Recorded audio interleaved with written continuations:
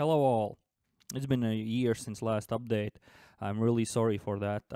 I had a lot of major changes in my life last year, uh, so making videos was really hard and unfortunately not kind of a priority at that time.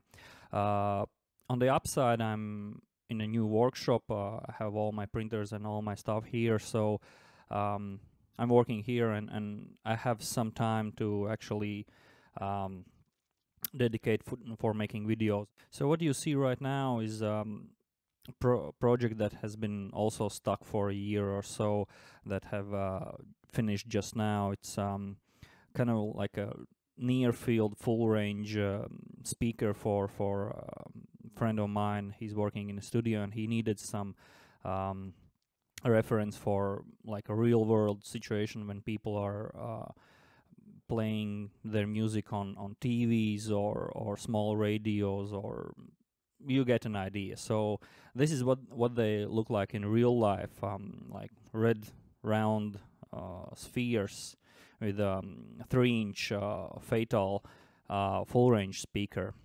I wanted to make this video like really in depth with all the measurements and everything, but I wasn't able to get schedule with the Riga Technical University to match up my times with their times to make like a really in-depth measurements with the Clio system that's like a really good for all the audio equipment measurements and speaker systems and whatnot. So most of the measurements I did at home, and while I can do some things, there are, as you will later see, few details that I cannot measure like precisely because of conditions that I'm in. I don't have like a chamber where I could measure things without reflections and room nodes and whatnot. So right now you actually see impedance plot of a finished system. The first hump above 50 hertz, it's that's a port resonance, and the second big spike you see, it's like a speaker resonance in the enclosure. You will see measurement for the second speaker also, and you will see that both enclosures are quite similar, as similar two different speakers, two different enclosures could be. The enclosure was 3D printed with at that time actually my first 3D printer. It was kind of a Prusa clone, and I modified the nozzle to actually print the thing faster because they weigh roughly about 700 grams. So with the ordinary 0.4 millimeter nozzle, it would take like a really long time. So I drilled the nozzle to 1 millimeter and just went from there. So layer height is, I think, 500 microns, something like that. So each enclosure took around 24 hours to finish. That's quite fast for 700 grams of plastic. However, it could be done faster. My printer isn't like the first one which I printed these with. Isn't like the fastest one, so maybe you could cut that in half if you have like the same nozzle diameter. However, they printed pretty nicely. One of the modifications that I did recently was actually having just ordinary varnish and painted all the insides, because I when measuring the impedance, I noticed that something wasn't like exactly right. So there were a couple of air leaks, and even if this is a ported enclosure or bus reflex, how people are calling them, it did make quite a difference actually. So I took an ordinary wood varnish and polished the inside with it, painted in the inside, I mean, and that actually made quite a big difference. For a while, I was worried about chamber resonances because plastic isn't like the best material that you can make speaker enclosures out of. However, it's popular for low-end speakers, for different like portable, two-way active speakers and so on. But it's like not the best.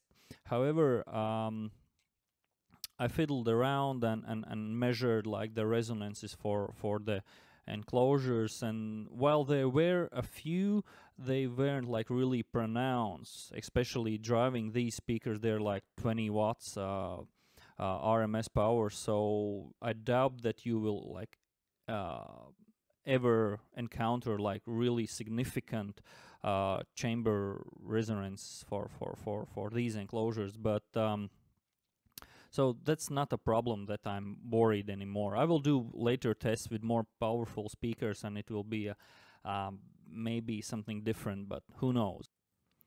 Right now you can see a near field response of the whole speaker, and it's pretty flat down till like 200 hertz, and then it starts to fall as expected from a 3-inch driver. There are a couple of glitches like at 1.5, a bit above 2. I'm not sure if those are my measurement issues or what. I'm pretty skeptical that those would be a driver, because on the ear they are pretty flat. Here you can see a bit different measurement. I moved the mic a bit further away, and you can see that top end is a bit more smoother, but there are still the issues. I'm not sure if those are reflections, as I earlier said. I'm quite sure that they should be reflections.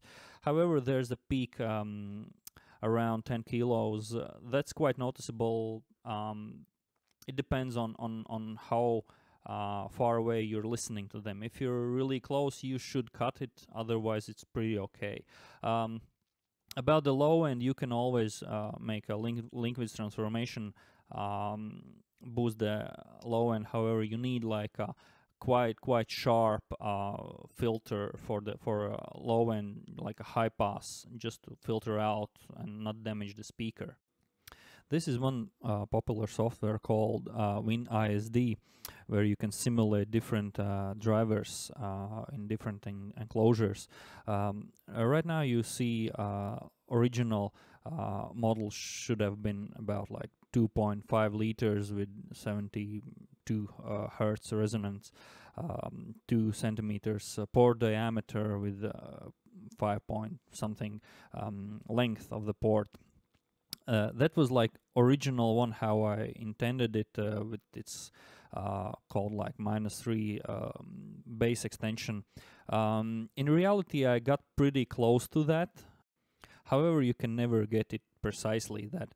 In overlay right now, you can see the data, how I tweaked it, so impedance plot is exactly the same as measurements. So you will see that port diameters, volumes are a bit different, like theoretically. However, right now in magnitude, you can see it's pretty close.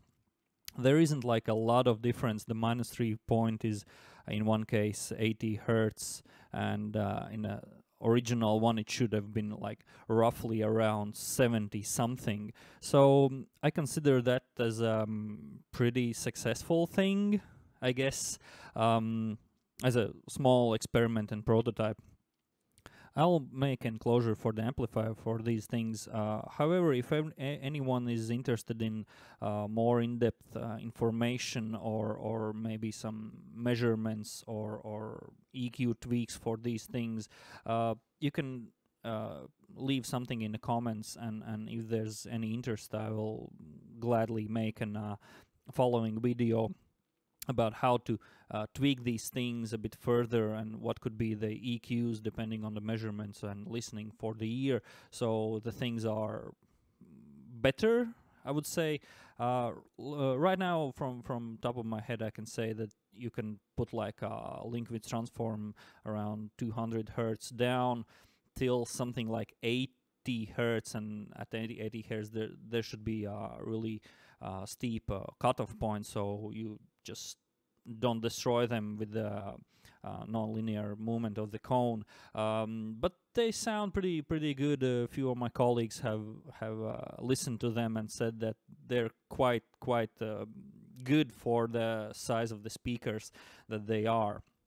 So thank you for watching. I hope that my English was understandable. It's not my first language, so I tend to pause a lot and think about, and at this point I don't write any scripts. However, I will try to do that in future, so videos are a bit more fluent. So thanks for watching. Leave something in the comments, like if you like it, dislike if you disliked it, maybe subscribe if you want to get further updates, and see you later. Bye.